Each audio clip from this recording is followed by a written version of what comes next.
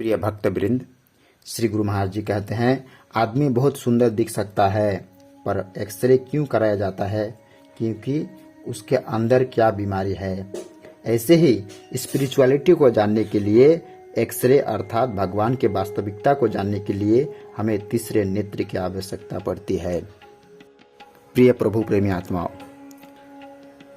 परम पूज्य माता अमृता जी कहते हैं, जब लक्ष्मण जी रेखा खींची तो सीता माता से कहा कि आप इस रेखा को पार नहीं करना, पर सीता माता भोली थी, वह रावण के भ्रमजाल में आ गई और रेखा को पार कर लिया। तब देखो उनके जीवन में कितनी कठिनाई आई।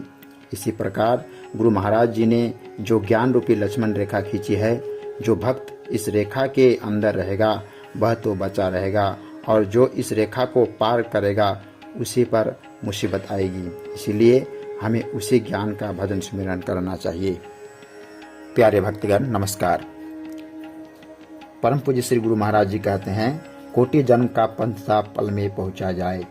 अज्ञान के कारण जिस आत्मा को हम यह समझते हैं कि इसका अस्तित्व है ही नहीं, जिसको हम बिल्कुल मानते ही नहीं, जानते ही नहीं, वह गुरु के ज्ञान से, गुरु के वचन से जानी जाती है।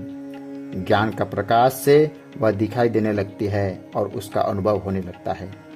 इसीलिए जितने भी हमारे महापुरुष हुए, उन्होंने अपने समय में आत्मज्ञान का प्रचार किया और इस ज्ञान के प्रभाव से ही समाज को एक किया। ऐसे रवि की करने वाले महापुरुष की, गुरुओं की ही शास्त्रों में वंदना की गई और कहा गया कि उनकी शरण में जाने से ही जीवन में आत्मज्ञान की प्राप्ति हो सकती है। हम सब लोग जो माया के रोग से, अज्ञान के रोग से, अशांति के रोग से पीड़ित हैं, इसके लिए या तो हम सभी धर्मशास्त्रों का पूर्ण रूप से अध्ययन करें और उस आत्म तत्व को जानें और दूसरे को भी जनाने की कोशिश करें, परंतु ना तो यह संभव है और न ही इतना समय है कि किसी के पास, क्योंकि आयु बहुत थोड़ी है। इसीलिए अच्छा ये है कि हम समय के महापुरुष के पास जाएं, जो हमको उन धर्मशास्त्रों में जो ज्ञान छिपा हुआ है, जिसकी महिमा सभी शास्त्रों में गाई गई है, उस और हम अपने जीवन के अंदर अशांति के, अज्ञान के रोग से जो पीड़ित है उससे छुटकारा पा सके। तभी संतों ने कहा है, वेद शास्त्रों के अनुसार मुक्ति का मार्ग तो बहुत लंबा था, पर सद्गुरु की अनुकंपा से, जगत गुरु के आशीर्वाद से वह छोटा हो गया। उन्होंने दीपक हाथ में दे दिया कि यह लो, इसके प्रकाश से रास्ता ढूंढते जाओ और आगे बढ़ते जाओ।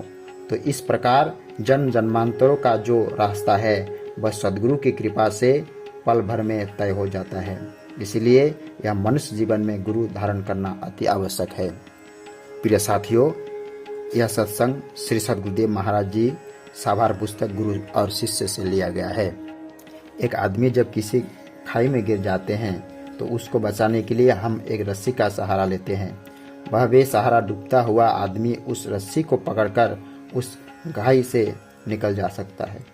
इसी तरह यह संसार सागर जो अज्ञान अंधकार से भरा हुआ है, अल्पज्ञता से पूर्ण है, उसमें डूबते हुए अशांत मानव के लिए परमपिता परमात्मा संतों और महात्माओं के जरिए सत्संग की रस्सी फेंकते हैं।